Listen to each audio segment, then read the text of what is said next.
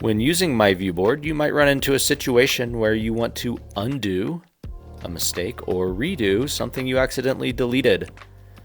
To find the undo redo buttons, locate the main toolbar and you'll see the two arrows here. The one on the left is your undo button, and if you keep tapping that, it will undo your actions. And the one on the right is your redo, so it will go back and redo all of your actions.